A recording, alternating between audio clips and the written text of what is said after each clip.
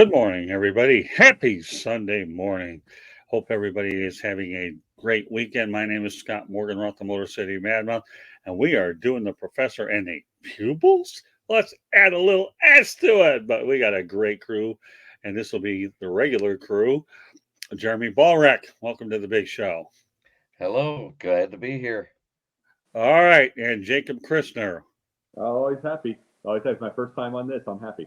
Yeah, it'll be good. This show is something that we're working on building, and obviously, I'm very confident in the approach that we're going to have. I know that it's a Sunday. A lot of us have things we got to get to do. That's no problem. We just want to wake you up with some a good opportunity to look at things in a different way. With that said, okay, without further delay, I'm going to lead off with Jeremy's topic. Okay, when Jeremy mentioned this topic about end of an era at the University of Michigan on March 29th, 2018.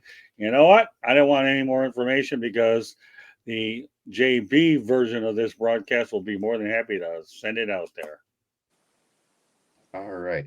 Well, in March of 1919, the Michigan Union, which is the student body union headed up by the Alumni Fund, raised money to build a building right next to the main part of the campus at University of Michigan to give the student body a place to relax and have recreational facility. They built a gym, they built a pool, and they built a billiards room within the building. It opened that same month. There was a total of 12 tables in there. There was a 3-cushion table, which is 12 foot by 6 foot. There was 6 10-foot tables and 5 9-foot pool tables, plus a foosball table and all the other little amenities, little tables where they could set their drinks or play cards at. They would do different tournaments throughout the weekends to keep the students active during the semesters. And I had the distinct pleasure and disheartening task of helping a company to tear down those pool tables because they were turning it into a media center. It was the second oldest active billiards room that was in America at the time. The only one older than that is the one at the Kentucky Derby. It's tough.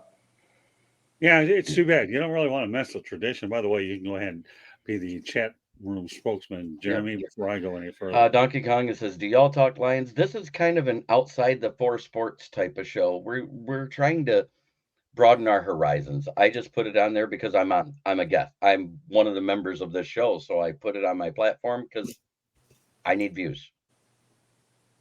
Okay, next one, and then we'll start commenting around the horn here. All right.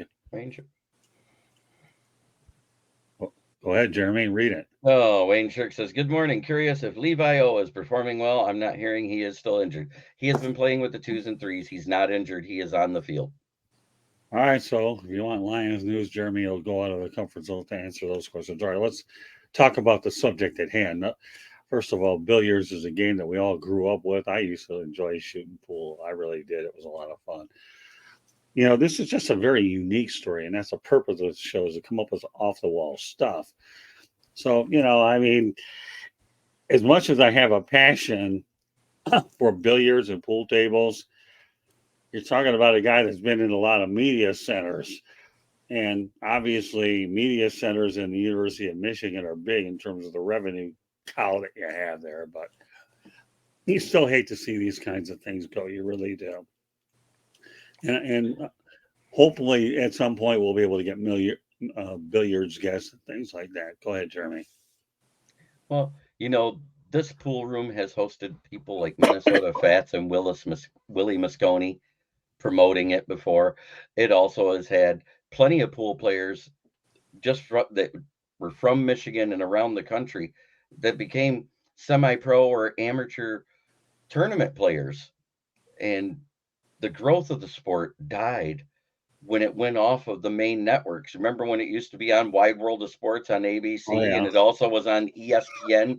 It seemed like 3 nights a week before they got into what they are now, the 4-letter sports network, I like to call them. But right. Well, let me say this. I love pool myself. I played a little bit in my time. And I've known about Williemosconi and Minnesotafats. I've even watched old videos of them on YouTube. That's one thing I love about YouTube. Watching all the trash talk between, well, I'd say the 99% trash talk of Fats and then 1% of Mosconi just slapping him down. I enjoyed those times. See, the thing about it is, though, when you're looking, and I am completely on your guys' side, having an older dad like I did, I like tradition in my own ways too. But I've also been talking about on Pundit how things constantly change. And when you're getting videos of Mel Tucker showing the new locker rooms and new media and new things, everything to the kids from Michigan State, when you're showing Deion Sanders at an HBCU before he went to Colorado, showing all the flashy stuff that they have, when you're hearing that Oklahoma State has the women's softball has a new $32 million facility. When you're hearing all these things and you see the videos of it and you get all this kind of stuff, everybody feels like they have to have a competition to it, a competitive thing. And considering pool used to be huge, if pool was still the same huge, especially with YouTube, that it was back then, I don't think this happens. But when it's not that huge anymore and it's more of a tradition thing and there is a lot of competition to the media world, and you got a book on this, Scott. Right. These things are going to keep, and the thing is, we're going to keep losing more and more traditions. We're losing Soldier Field in Chicago. Right. And we're losing that. That's a 55, 60-year-old tradition. That's going out. There's going to be more that go out. It's just the way of the world, unfortunately. I wish it wasn't. But the thing, it isn't that that they're hating on traditions. It's the fact that these traditions aren't popular anymore. Well, one thing I'll add to this real quickly before we go on to our next topic. I used to love watching bowling on TV. You talk about Dick Weber and all those guys. I mean, bowling was and our colleague George Eichhorn used to actually be the editor for the Bowler's Digest. So, you're talking about sports that are down to earth that a lot of us used to play, billiards and bowling. I mean, but that's, but it is what it is. And I think it is. I used to enjoy loving watching Willie Mosconi and Minnesotafats. These guys were characters. They were just pool players, but they were characters. They really were. They were such characters that Jackie Gleason played Minnesotafats against a fictional character called Fast Eddie Felson. And speaking of which, that big pool table they played that straight pool on, Right. that was actually in the Kentucky Derby's pool room. That wasn't in the one that they showed the outside of. It was a different pool room because it looked better. I think what's so interesting about this topic that you brought on, Jeremy, is we're talking about pool tables in bigger venues is what we're talking about. That's the one thing I want people to get out of this pool table. You can insert it in your basement and you can insert it in your sunroom or wherever. But now we're putting it in places like the Kentucky Derby, Michigan, and whatever. And it's just a great way to relax, is really what it is. But then when you add characters along these lines, and it's another animal. Mhm. But I really like this topic. I think it's a very enlightening topic, Jeremy. And you brought up Jackie Gleason. That was my dad's absolute favorite. And it's like I'm probably one of the younger people to ever know full-fledged Jackie. And it's like, and you talk about a guy who he knew how to play pool. He had 23 albums, didn't know how to read a note of music, didn't rehearse anything. I mean, he just winged it all his life. Same with pool. They used to have these little gold buttons that from the school that he went to, and the kids would bet him, and he'd take this gold buttons and sell them at the pawn shop to get money. And he used to do it. He used to play him at pool and that. He was that good. And the thing is, he used to have his own train for parties to go to Miami. And it's like, these are stories we can't get anymore because way too many people are way too interested online and what's going on. Well, Jackie Gleason. Yeah, Jackie Gleason used to do a lot of the shows here in Miami Beach, and he was really huge in South Florida. So. Yeah. Really good topic, Jeremy. These are the kinds that we're going to continue to work on. All right, well, this one isn't one of those rare topics. This is a trending one, okay? Oh, boy. So we'll just continue with the Michigan theme a little bit longer. The Michigan Wolverines will be benefiting immensely with the collapse of the Pac-12. They'll be adding UCLA, USC, Oregon, and Washington. So felt like it's something I wanted to bring into the show because I have two opinionated co-hosts here. So, Jeremy, go ahead. Well, now we have the Pac-8. And we have I mean, less than that. and I guess Arizona State and Arizona, and there's another one that's ready to leave too. So that'll take it down to 5. Well, So, Utah. oh, in Utah, yep. But and then the other side of it, you have to look at the ACC, because they're in talks with both the SEC and the Big Ten about moving. Florida State and Clemson are in And don't talks with forget both of them. don't forget Miami, Jeremy. That's a Oh, wild Miami card. more than likely is going SEC because they're a strong enough school and a strong enough recruiting class to handle the SEC. Okay. I think that's why FSU and Clemson are thinking about going to the Big Ten, because I don't think they can compete in the SEC with the top heavy talent. Me personally, I'd love to see Miami go to. I'd like to see Miami join the Big Ten. So Michigan and Miami. But continue your thought, Jeremy. All of those brands, they have their own networks, and what happened is the Pac-12, or the Pac committee, I might as well call them now, because they're not the Pac-12 anymore. USC and UCLA are gone as of next season, right?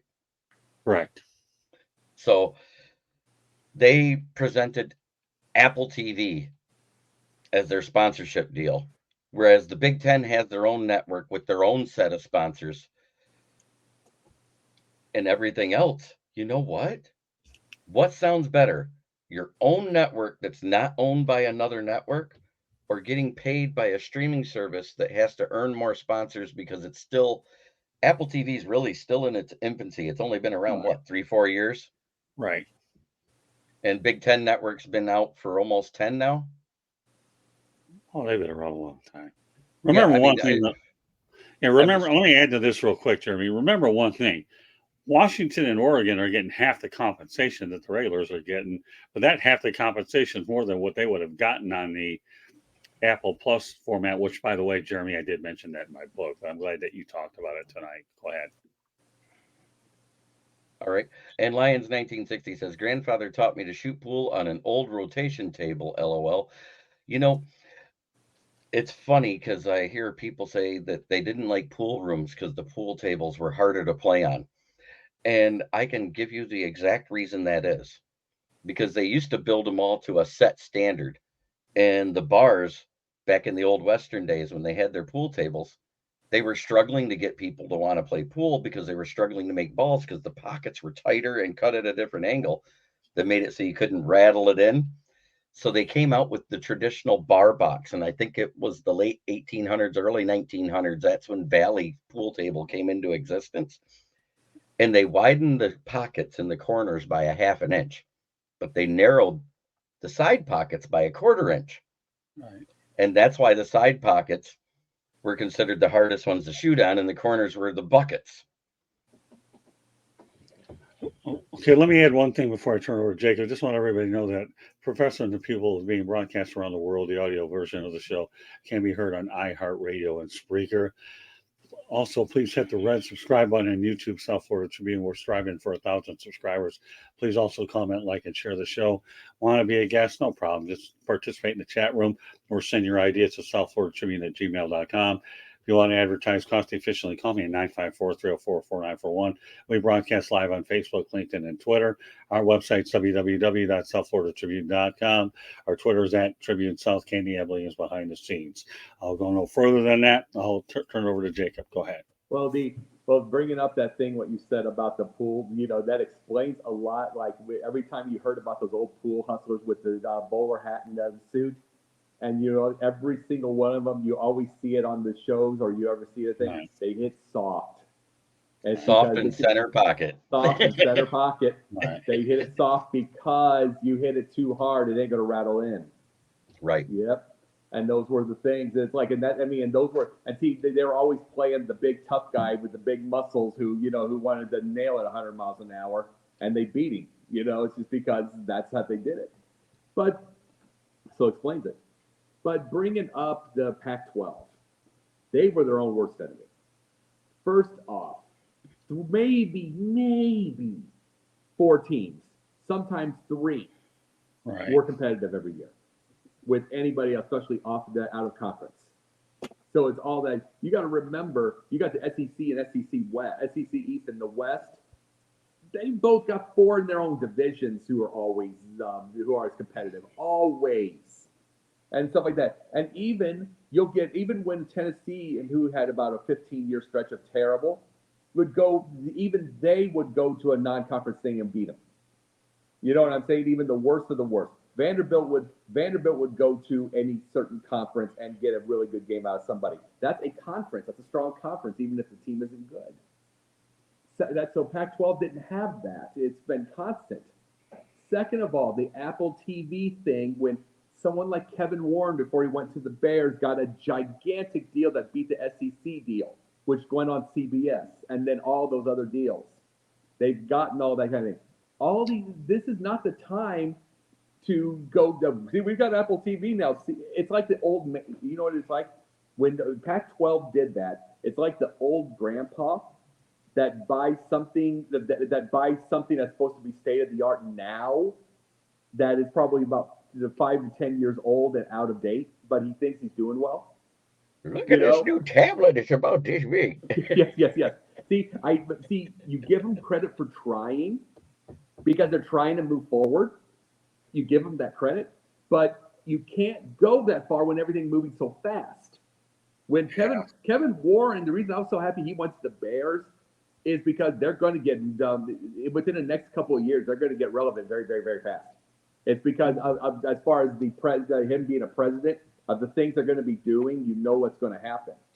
Right. These little things, the rules changes that's going to be, because he did it with the Big Ten, B1G. He got them a huge deal that beat the SEC's deal. So now everybody wants to go there. And guess what? The Pac-12 is dead. Well, here's the thing about Kevin Warren before he took the Bears job. He told the new president, get Oregon and get Washington. What you get with Oregon and Washington is you get Seattle, which is a huge TV market. And then Oregon, you get Phil Knight's money. Yeah. And we all know that Phil Knight and Nike is a huge, huge brand. So that was brilliant. So, and don't be surprised to see California and Stanford wind up there too once it hits 20. Now, you know what, Jeremy, you did mention an interesting scenario that I do want to reiterate on. Okay, number one, yeah, maybe the SEC would like to have Miami. I don't think the Florida Gators want the Hurricanes because of what Mario Cristobal is going to do there. Okay, so that was an excellent, excellent point. By you putting Miami in the SEC, that makes an absolute no-brainer for Florida State and Clemson to go in there. And wow, what a conference you're going to have. And think about it from this standpoint. Should Clemson and Florida State wind up in the Big Ten? You're going to talk about a conference that is going to have some of the biggest, winningest programs in the country. All right, we know about Ohio State. We know about Michigan. All right, let's forget about that. But despite the fact that the Nebraska Cornhuskers have been down in recent years, don't anybody ever forget about their winning tradition. They're one of the top. And there's another thing I'm going to throw out there. Notre Dame's going to ultimately wake up and end up in the Big Ten because at some point, people are going to look at their TV money. It's not going to be as high as the Big Ten. And somebody asked me this the other day, why they're in the ACC, because right now, Notre Dame being in the ACC for the other sports, it's easy for them to maintain independent status of one program, but yet be able to be affiliate. But let me tell you, when it all comes down to dollars and cents here, okay, and that being this, when the Big Ten money is much higher than the Notre Dame money that they're getting in, Notre Dame will be in the Big Ten. I don't care what anybody says. And many? I'm sorry, Jeremy. Go ahead. Okay. How many times, and I've talked about on sideline and on here, on the pundit and on this, and Jeremy's heard me too. How many times have I said Notre Dame is so decrepit? How many times have I said that? And it's like I keep talking about that. The first thing I always bring up is that 1988 NBC deal that they seem so proud of and want to keep extending. When all of this keeps happening, and I've been bringing it up for a decade. I've been bringing this up for a decade. I was bringing it up before any of this was going. Before any of this was there, I was bringing all of that up. I said they are absolutely ridiculous. No, Notre Dame. No, forget about Yeah, Notre Dame. I no, I love what he says there. I hope the Big Ten makes Notre Dame sweat it out. Yeah, that'll be the you know what? That'll be the comment of the day. I'm not going to downplay the significance of other people saying in the chat room, but Eric Dalton just hit a bullseye with this. Yeah. And but that's the thing. They should have been in a conference 10 years ago. It's like a Notre Dame. No, they should have been at a conference 20 years ago. What are you talking about? No, but I'm just saying 10 years when I started this. This is the thing. When they have had two good coaches, I like Marcus, by the way, Marcus Freeman, by the way. When they've had two good coaches, they've been to 4 playoffs, and they get absolutely stomped every time. This is the thing. Then their whole thing is, well, we can make the playoffs. We're getting close.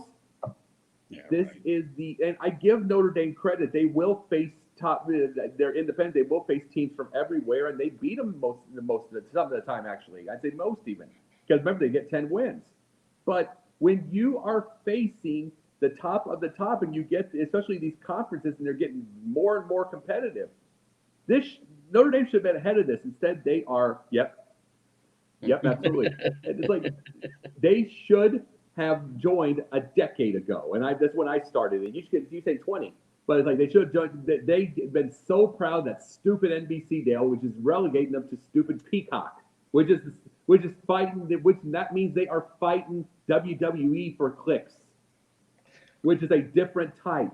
It's like then they have see Notre Dame now has to fight WWE for clicks. They have to fight like the Super Mario movie. They have to fight the show. They have to get everything.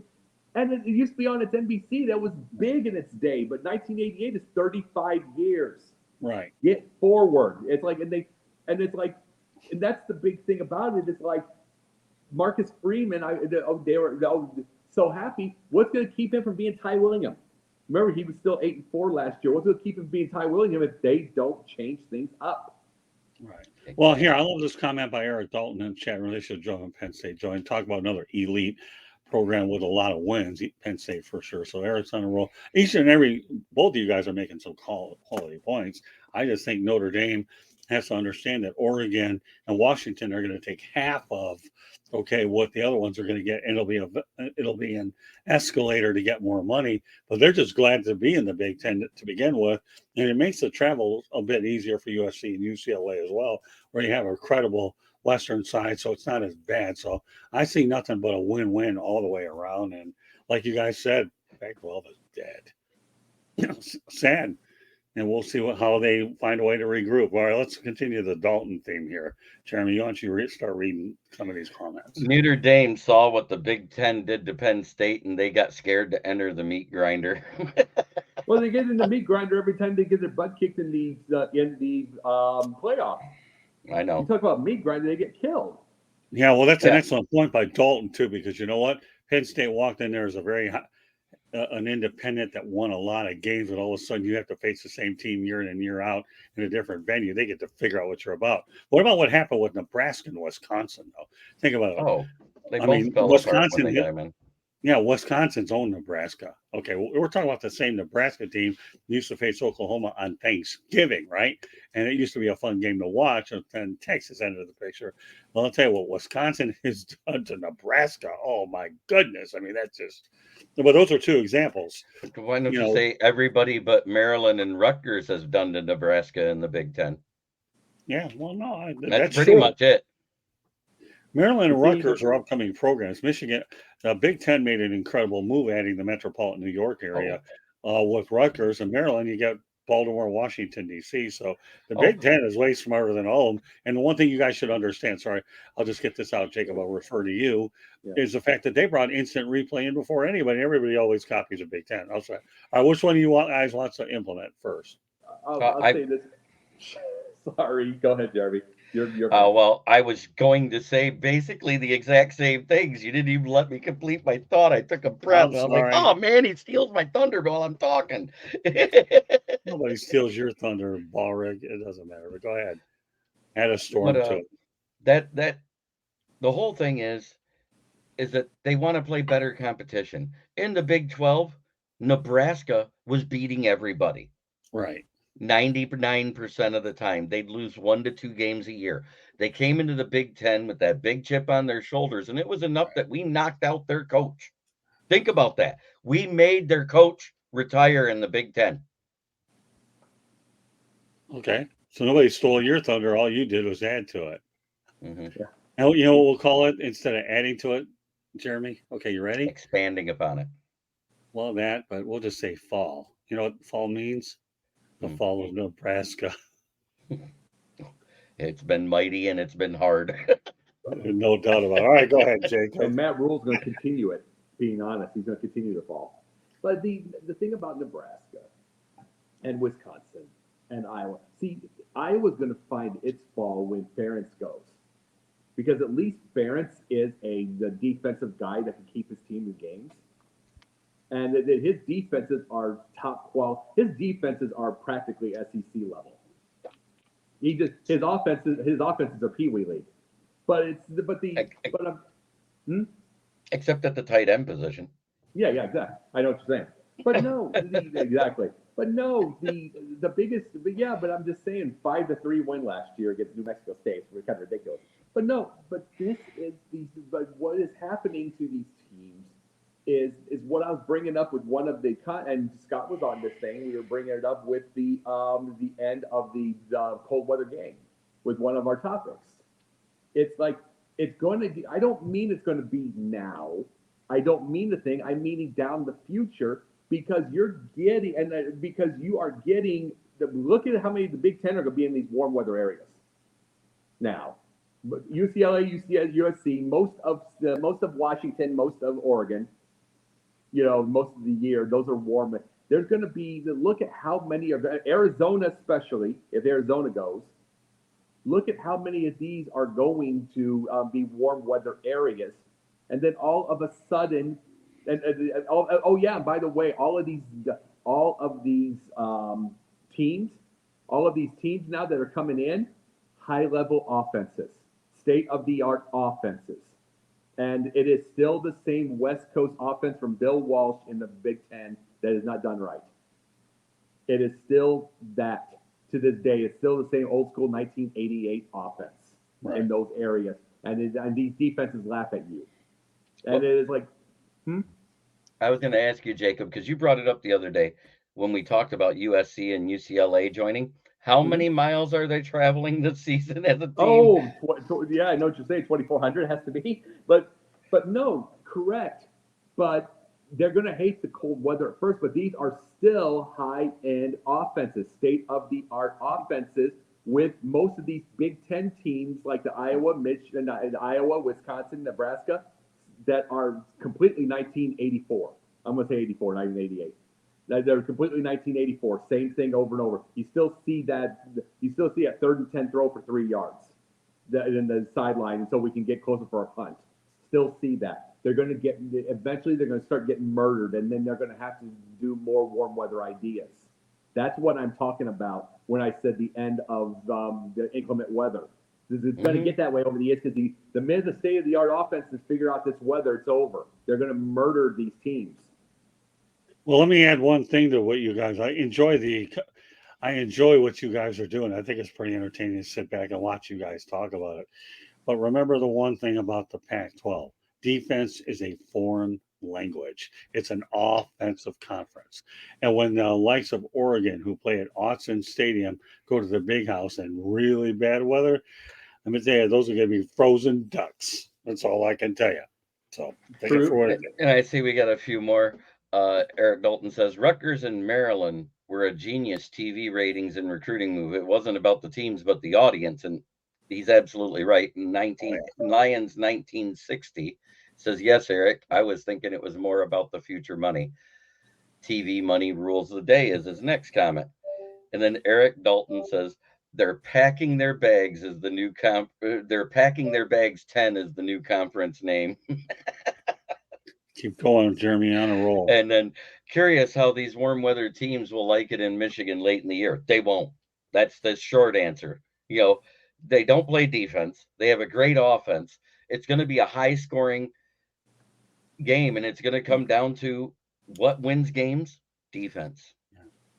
Yeah, well, I'm anxious to see how it works out for USC and UCLA playing in November and December in the Midwest. All right, I let's keep it do rolling. think they're going to get used to it eventually. Yeah, well, not right away, but I think Tom Brady, the way he would every time there'd be a snow game or a really, really, really cold game somewhere in November, December, or blah blah blah, and there he goes for 380 yards and 3 TDs. He did it every time. The guy's from California. I know he played Michigan for the college, but I mean he was from California. It doesn't and at first UCLA and USC are going to struggle, but eventually it's going to get figured out, and then their offense is going to come away. They're going to get to that, and then that would say the end of the inclement weather is going to start probably a decade down the road, 8 years down the road. Okay, Jeremy, continue in the chat room. Brian Three Cushion comes in and says, "Good morning, guys. Make sure you go back and watch the beginning, Brian, because we talked about the end of an era at the University of Michigan from 2018." All right, back to Dalton. And Eric Dalton says, "Lions, exactly. I will give Notre Dame credit for introducing this first." And of course, Will Vogel. Good morning, gentlemen. Good morning, good sir. Good to see you again, Will. All right, so any closing thoughts on what we just talked about? I think we pretty much beat it like a dead horse. Well, no, the dead horse has a skeleton by now. No, let me tell you, this horse is alive and well. It's just depending on what pasture it's going to be walking in. All right, well, and that's a great comment by Eric. Is when they go west, I'm actually more worried about how cold weather teams will handle the heat. Okay, well, you look at it from both sides. All right, we have one more topic with state-of-the-art offenses. I'm sorry, repeat that again. I said with state-of-the-art offenses. Remember, the state-of-the-art offenses they're going to get accustomed to the cold, but the defenses you're going to have the heat, and they don't have an offense to keep up. One more comment. I love the way the chat room is going. Show you this Sunday morning thing isn't a bad thing, is it, JB? No, great show, guys. All right, one more topic I want to get to, and it's part of the theme of what we're doing here, is this. We're going to talk about the NASCAR Hall of Fame. Welcomes 4 new members. Jimmie Johnson, 93% of the modern era votes. Chadknaus, 81% of the modern era votes.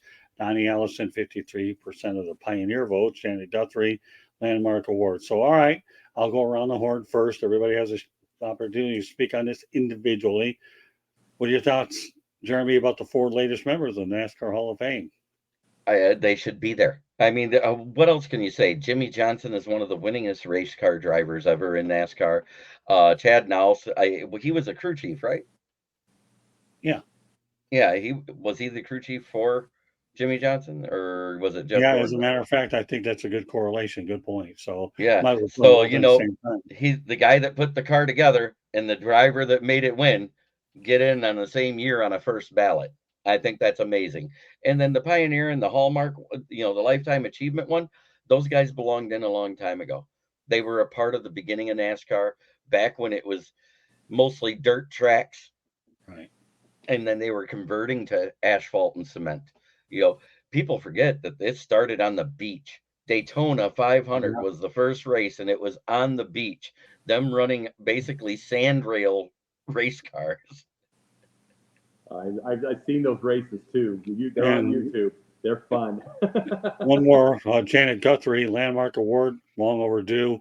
I think Janet Guthrie was so important because without her, there would not be any Sarah Fishers or Danica Patricks and some of the other young ladies of inner sport. Okay, any thoughts on that before I turn over to Jacob? No, that's great. Okay, Jacob. Think about this. Some of those races were also convertibles. So that sand race, the sand's in your eyes while you're driving. That's what it's going to be flying on you. And just think, back then they didn't have those big racing suits that Velcro up underneath the helmet, so it's sand in your shorts too. No, you're kidding me? Slacks and shirts with no protection. And there's no roll cage, and it is legitimately. but no. Number one, who are the 7% that said Jimmie Johnson? No. Are they old school Earnhardt or Richard Petty fans who don't like this era now? Because I'm just asking this because he is one of the all-time winningest racers. Who says no to Jimmie Johnson? Exactly. And then, Probably somebody from an opposing race team that is in the Hall of Fame already. Eric Dalton says, "What? Yeah, No Ricky Bobby? yeah, right. That's a travesty." Yeah, Keep it but going, Jeremy. And he goes, "Seriously though, all very deserving." and I thought Bobby Allison was in already. Are you kidding? Oh, we're talking Donnie Allison. Donnie Allison, Donnie. I was going to say Donnie. Yeah, I thought they were all in, but it's like this is basically. Did Davey make it, or did Davey make it? He passed in '93. Did he make it? And Pensman Sports says, "What's up, guys? Good to see you, Penn." Hey, Pensman, looking Did Davey forward. make it? Did Davey make it to the Hall of Fame? Davey O'Brien? Davey Allison. Yeah, I believe Davey Allison's been in about 4 or 5 years now. That's what I was gonna say. It's like if it wasn't because he died so early. If it wasn't, he died so early. He basically died so early. But at the same time, it's like, I mean, how did it take Donnie so long? Oh no, you know what? If I sat there and tried to say how long it took to get people in there, I could develop another show around that. So I'm gonna. Truthfully, the reason it probably took some of these guys so long is the complete dominance of one man. Well, remember though one thing: the NASCAR Hall of Fame is relatively new too. So yeah. So so I don't know whether it's long or not, but it's a relatively new Hall of Fame in Charlotte. So I'm going to kind of leave it there. I do want to add another footnote, which is interesting though. Today, ironically, the NASCAR Cup Series is at my old track, Michigan International Speedway, and I used to cover 2 or 3 events over at the Irish House. Unbelievable! I saw the inaugural US 500 there when IndyCar started to break up, which was cool, and they used to have 2 NASCAR races, and then they even had an IndyCar race in the middle of July. I can remember 4 summers for which I would go to 4 races, and I love that track on the Irish Hills. I really, really do. All right, what are you laughing about, Baric? We got a couple chats. The second one is the one I'm laughing about. But do Lions 1960 first. I have a leather jacket signed by Rusty Wallace. I used to love watching Rusty and Dale Earnhardt Sr. duke it out, LOL. And then Eric Dalton comes in and says, Dick Trickle and Sterling Marlin, if not in, need to be in just for their names. Oh, that one's good. No wonder you're laughing. No. You want to know what? You talk about Sterling Marlin. It reminds me of a name called Sterling Golden, which was Hulk Hogan's name back in the day. But it was in Alabama. It was an Alabama named Sterling Golden. It was from an old gay promoter named Jim Barnett. His name is Sterling, my boy. He just got it like that. Are we doing any parting shots today? I don't know. You know what? I'm going to tell you what. Here's what I'm going to do about the parting shots, Jeremy. And I'm going to do this with the ultimate candid reaction that I could give anybody that's watching. Only if Jeremy Ballrick has time, because we know his Sundays are busy. No, I just wanted to get it started. I don't know. Hey, you know what? This guy's Sundays are busy. Oh, by the way, you know what, Jeremy? I have a book to proofread, so don't think I can't help it if I'm so darn excited, okay? And I just can't hide it. Isn't that the Pointer Sisters song about talking about my book to my 2 biggest friends? Okay, so if I have to apologize for doing that because Jeremy's busy on Sunday. It was wait. No. The conversation went on for more than just about their You know what? Here's the reason why that conversation went on. And you know what? We could join. I'm having a friend say for a heart attack. I'll come to join the grandma, but not until after the book is published.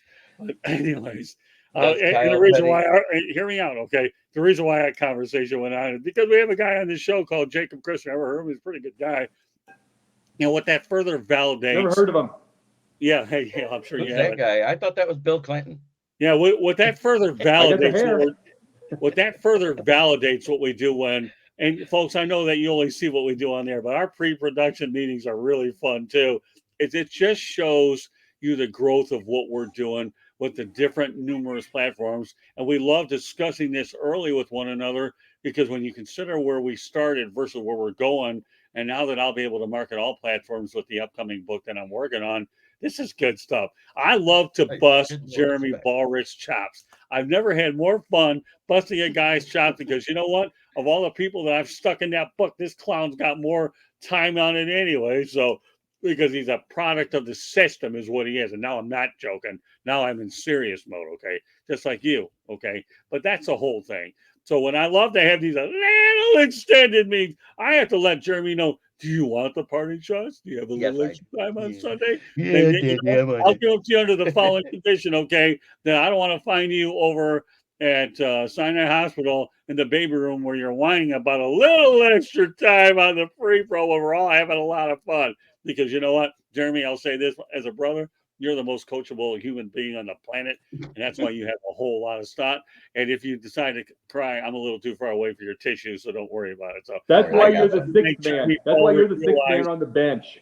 I just want to make Jeremy Ballrecker, because we are brothers. We have a lot of stimulating conversations. We do that. If you want your earning shots, you have to earn them, but we have to make sure that the whole thing is a whole lot of fun, so that we can all joke around and have a good old time. Because you know what, whether it's a Sunday or the other 5-6 days, we're all here to have a good fun and entertain you. Jeez, look at the stuff in the chat room. So Jeremy, now that I've got my piece out, that probably made you feel like, dropped you down a couple pedestals. Then again, Not you're really. unflappable anyways. At least I put a bunch of FYIs that'll make his Sunday a whole lot better while I start getting into. So let's go ahead, Jeremy. I've said Yep. my piece. Now you're going to take care of the chat room. Does Kyle Petty get in because of his name also? More than likely. As the son of Richard Petty, I bet you he does get in. He has won a few races. He never won the cup, though, did he? No, you know what? We disagree. I don't think Kyle Petty's going to get it. Go ahead, Jacob. Okay. Jacob? Well, so did you want me real quickly? Since my first. Okay, read that before I go, Jeremy. Okay, I met the Intimidator at Briarwood Mall in Ann Arbor, Michigan. I was at Foot Locker trying on shoes, and he sat down next to me to try on shoes. We chatted about 30 minutes. Cool as hell. That is awesome. Yeah, that is pretty impressive. And Candy Ebling agrees with me. Parting shot. Yes, please. Well, we'll do Okay, that. you want me to get started on the party shot? Wait, there's one more. Oh, no, wait, I got one more before we go into party shots. Okay. Pensman Sports says, I thought it was Vince McMahon. Talk about you. There you I go. know, Boy, look at my I'll tell hair. you, the chat room is on fire. I'm looking at my hair. Go ahead, Jacob. All right. The big thing that I talk about with this right now is I'm Mike Tomlin. This is my parting shots here. I am. Last year it was completely in vain, obviously, and I knew it would be completely in vain. I would say on Twitter and all the other places, I wanted Mike Tomlin as coach of the Chicago Bears. I wanted him badly, and it's like and I'll tell you why though. So if you watch, he, unlike a lot of teams, or like the Bears, for instance, will allow videos on the field to be able to take a look at how everything is going. And guess what? He wins all the time. He has winning seasons all the time. But this is what I love. Both Kenny Pickett and Mitchell Trubisky having amazing camps. All the wide receivers are having amazing camps. 3 guys that had a good camp last year, did not play at all, are working just as hard again to play again for him. Tight ends are awesome there. You have 2 of the big tight ends right now. I mean, Freiermuth and the rookie, who are just going to town. They're going to town on the thing. This team has every single person on the roster that wants to do good for Mike Tomlin. They want to win for Mike Tomlin. They love him. He is the master of coaching psychology. It is. I do not play along with the whole YouTube and TikTok highlight crap. I want winners, and I want somebody. I look at the surface. I don't look at just surface. I look at the deeper end of everything. I want to see Bears. And you want to know the last time the Bears truly had that they wanted to win for somebody? I'm just saying it's Mike Ditka. Maybe a little bit of Lovey, but even Lovey didn't have that much success. And it's like, but with Ditka, you had a thought of winning every single Sunday, and that was the last time it's been a very long time. And I am a huge, and the thing that makes me sad with the whole thing with Mike Tomlin, he's had 17 years in the league, and he says he's not going to double it, so he can retire anytime he wants. And that's going to be a sad time of the league. It's because there's not a lot of coaches that can get the players who can still be tough. Tomlin can still be tough. He can still be a badass, but they want to play for him. It means he's got the psychology down pat in this day and age. And there's going to be a lot of coaches that are trying to figure it out and don't know how to do it. And so when his time comes, it's probably a few years, but I'm going to miss him because I wish the Bears would have him big time. All Okay, right. Jeremy, before you get to parting shots, you're going to read what's we have in the chat room. I was going to address that one, but okay. Candy Ebling, Diana Taurasi becomes the first WNBA player to score 10,000 career points. There's a Hall of Fame career for you in a sport.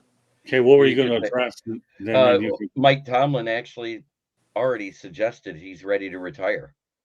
what was he? That's gonna be, and it makes me sad because, like I did say it last year. I said it last year all through the time. I knew it was in vain. I wanted him in Chicago because I'm sick and tired of not having an expectation. There is, no matter if you have a tough season, well, which is 9-8 with him, or 8-8, 9-8 with him. Whether you have a tough season or you have a good season, they play just as hard for each other, and that is psychology. Not a lot of coaches have figured that out. Well, not only that, let me elaborate on your thought, Jeremy. Now he's going to retire. He's probably going to write a book, take it easy, be with his family. He's accomplished everything he has to do. Right. What more does he have to really improve? He said his days of coaching has wore him thin. That was his exact words in the interview he did with somebody there in Pittsburgh. I can't remember if it was ESPN or Sports Illustrated. Yeah. And they went on to talk about how he's never had a losing season despite not having the best of rosters. No kidding. Yeah, good point. And then my parting shot at myself, kudos to Ford Field passing, and Lions fans are going to be upset about this, but passing up a free weekend for everybody to come to Ford Field to watch the Lions practice. We're talking about practice. Instead, they had SummerSlam last night, which had 59,134 people in attendance. The floor tickets were $1,500 a piece alone, and the floor was packed. I watched it. It was a great, well done, well informed, and you have to give kudos to Lions president Rod Wood for lining up these type of events at Ford Field, because that is the reason why we've had money to invest in the facilities at Allen Park, is stuff like this. And they made a percentage of the proceeds of the biggest pay-per-view event in WWE history. So you talk about all of that. That's a lot of money coming into Ford Field to help Allen Park get better equipment and better stuff for our players to be better health-wise and performance-wise. Excellent parting shot. Real quickly, do you see the competitiveness of this world when we're talking about the Bears getting Kevin Warren and the Lions getting all the, like a Dan Campbell, a Rod Wood, all these guys? They're young. Everybody's young, and they've got a lot of energy. They've got a lot of this, and it's like, this isn't the Tom Landry world anymore, and it's like everything is so competitive. The Bears in Detroit have been the bottom feeders for so many years, and now they're talked about one of the two are going to win the division already. Okay, go ahead in the chat room, Jarrett. Lions 1960 says, cool, Eric. I met Rusty at Maine Raceway. He signed about 500 autographs in the rain. Keep it going in the chat, Jeff. Eric Dalton says, Lion, very cool. Rusty Wallace was cool, too. I got his autograph for my father-in-law on Father's Day at MIS when we camped in field and I had pit passes. Eric Dalton said, family fun fest. Miss it. And Lions 1960, when do you think they move on from Allen Park? Let's see. Allen Park opened, I think it was in 2000. So that facility is being improved upon every year. It's updated because that's where all the extra proceeds that come into from Ford Field that they have after they put it into the facility and their coaching and their strength and performance staff. So while all these people say, oh, they just want to make money, you have to remember, you got to invest money if you want to make money. Yeah, the one thing I'll say about that too is the Lions aren't one of those organizations that like to move around a lot. Remember, they gave the Silverdome every chance to retain them until all else failed. They had to make the move, where other teams would be really quickly to do it. So the Lions aren't really good. I don't see them leaving Allen Park at all. I've been to that facility one time. It's a really great place. You might use a little bit of updates and modernization, but they're not going nowhere. All right, my parting shot is this. I mentioned this earlier in the show, and now I'm going to bring it to the forefront. Before I do that, I'll let Eric get his shot in because I know exactly what I want to say. Go ahead. Eric Dalton said rumors were swirling about a move from Allen Park, but nothing has traction yet.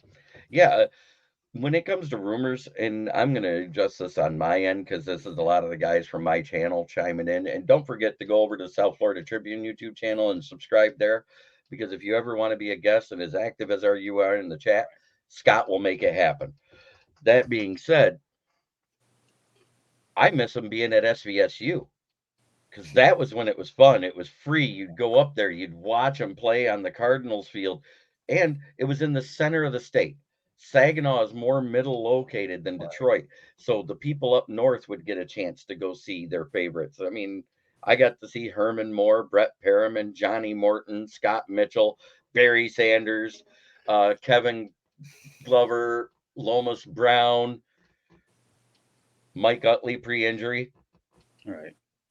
Well, they also have dorm rooms up there too, so the players can stay. And I thought it wasn't so bad as well. So yeah, you know what, Jeremy, I'm totally in agreement with you about Saginaw Valley State University for sure. So, so hey, by the way, Eric, those words are very appreciated. I really enjoy your input in here. God South Florida from you are awesome. You know what, Eric, you're awesome. I just do the best I can to keep it together. So we bring on classy individuals like yourself. All right, my parting shot's pretty simple. I kind of went out there, alluded to it earlier. Now I'm going to bring it to the forefront. NASCAR, I realize you like to go out there and expand to different markets, but there's one market that you don't limit to one race. Albeit, I know the attendance has been down lately. Okay. Michigan International Speedway must, MUST, have 2 races, period.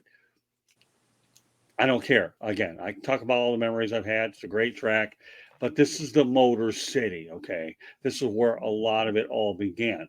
I realize you're trying to get but don't scale back here. And as far as Indy cars, you know what? They should have that July race. Everybody look forward to it. I realize the Detroit Grand Prix is an opportunity to bring in Indy cars. I also realize it's an opportunity to get IMSA, which is great because they're really excellent open wheel organizations. But let's get back to business, NASCAR. You need 2 races. And I agree. You need 2 races in June and August. I can remember over Father's Day weekend in June, it was great to go to. And in August, I enjoyed having racing in the middle of the summer. I really did. And you know what, Lions 1960, you're under the GMTA stand for Great Minds Think Alike. Agreed, MIS should always have 2 races. So, Eric racing Dalton popped in for you again. Oh, yeah?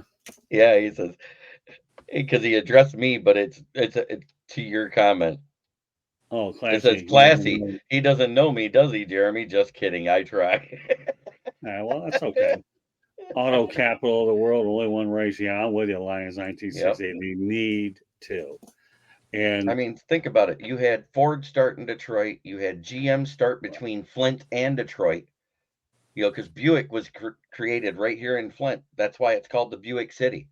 So the fact that there's never been any type of automotive race except locally here in Flint, Michigan, that's kind of disturbing too, because at one time we were in the top 50 in populace. Right. Well, one of the reasons I created the Professor and the Pupil was to give other sports outside of the 4 major sports an opportunity to get publicity. So this is the blueprint that we've created for this show.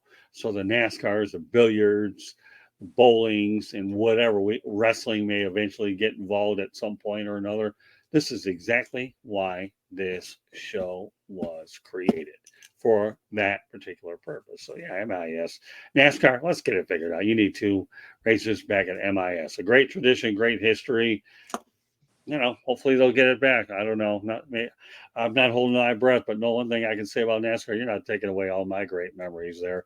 I had a chance to do my first solo interview with Richard Petty. It was unbelievable. But I got a lot of interviews at MIS. That just happens to be the one that stands out. So great. Go ahead.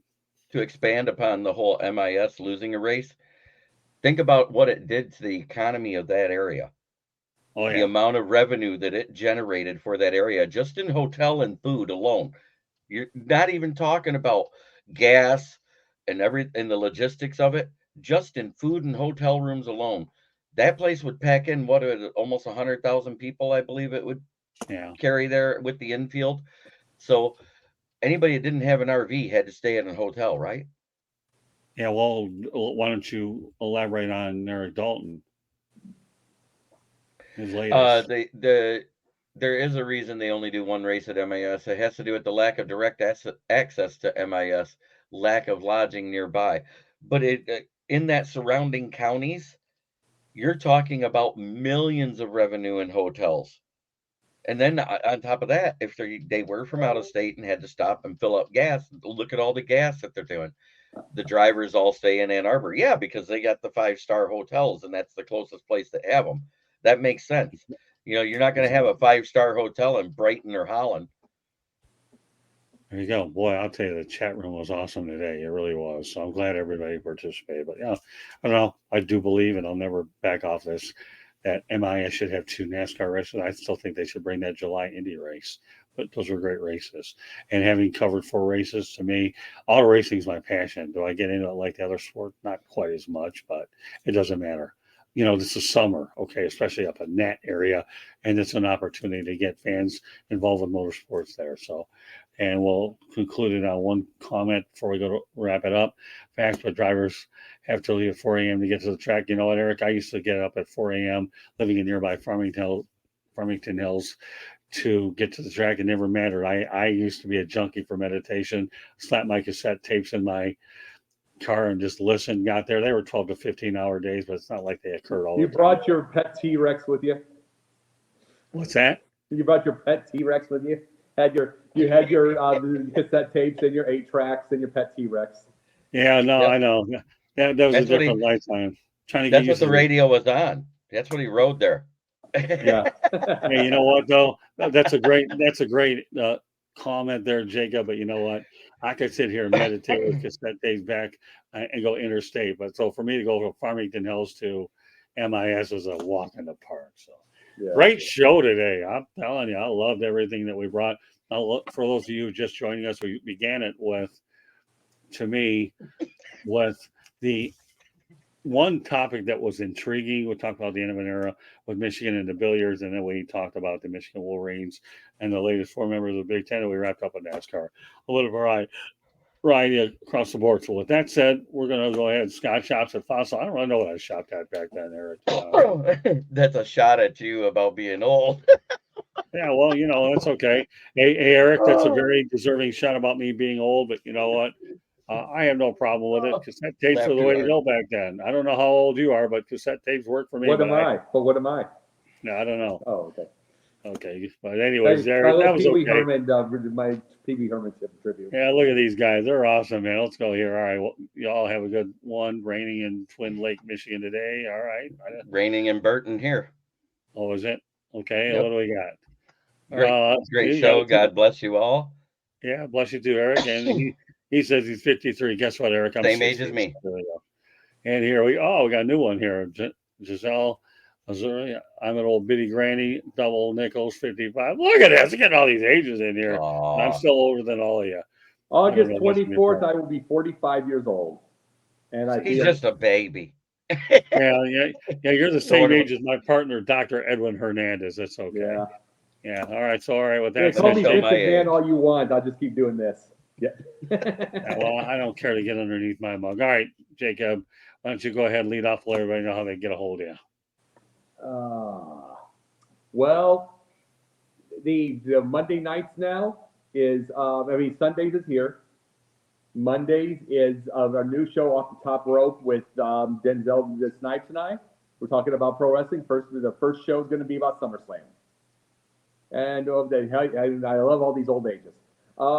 Let's see. Wednesday nights is going to be Sports Exchange and Confidential from Sideline Sports. Thursday nights is the new Pundit Time. Right. So we're getting on Pundit Time. It's going to be here. So we got it with the typing right here, and then also I am on TikTok as Jake the Pundit 1. I'm on Twitter as Jake the Pundit. I'm actually growing my TikTok views, so the things are building up right now, and I'm also working on a couple movies right now, getting some ideas. And of course, now we've added Jacob to our crew here on Professor and Pupils. Been a pretty good synergy for the first time with the three of us. Obviously, as we continue to develop as a group, we'll continue to build more and more chemistry. But I thought today, for the most part, was pretty good. But I'll let my biggest critic, Jeremy Ballrick, either call me out or whatever he wants. He has an opportunity for a free shot if he really wants it. But the only thing he's going to find out is the hat stays on. It was all right. Okay. But that being said, you can find me on the SouthFloridaTribune.com and the South Florida Tribune YouTube channel, because I'm on every show where Scott needs me any day of the week. You can also find me on my channel, Kneecap Biting with the Detroit Lions, where I have the NFL Roundtable talks, the Lions Fan Cave chat, and also now Lions Talk with Jeremy Ballrick, which is my solo show. And you can find me occasionally on Sideline Sports or Let's Talk Sports or anywhere where someone wants to talk football. I'm there. Very good. All right, let me go over everything one more time, just so you know that Professor and the Pupil is being broadcast around the world. The audio version of the show can be heard on iHeartRadio, Spreaker, and or wherever you get your podcast. Please hit the red subscribe button on YouTube, South Florida Tribune. We're striving for 1,000 subscribers. Please comment, like, and share the broadcast. Want me again? My goodness, look at this chat room today. It's awesome. Send topic ideas to southfloridatribune@gmail.com. You want to advertise cost efficiently, call me at 954-304-4941. We broadcast live on Facebook, LinkedIn, Twitter, and YouTube. Our website is www.southfloridatribune.com. On Twitter, it's at Tribune South. Candy Ebling is behind the scenes, but today she decided to go out there and make herself in front of the scene. Very good stuff. And I have other developments I'll bring on as time goes on and they begin to become more concrete. So I'll leave it at that. So any closing thoughts, Jeremy or Jacob, before we call it a day? All good on my end. I got Eric Dalton's last comment. My dad on my 50th birthday said, "Welcome to the top of the ladder, son. Now you got to look down the hill." He goes, I responded, "That reminds me, Dad, your last cemetery plot payment is due." That's how we roll. Well, all right, Eric, if you say so. Hey, no reason. We're putting them out there. Anything you want to add to it otherwise, Jeremy? No, it was a great show. Thanks, everybody, for tuning in. Thanks, everybody from the chat. It's been a pleasure. It's good to see some new names. Good to see some old names. I'm happy to see all of you. Yeah, and you know what? We'll have our next show in about 3 weeks.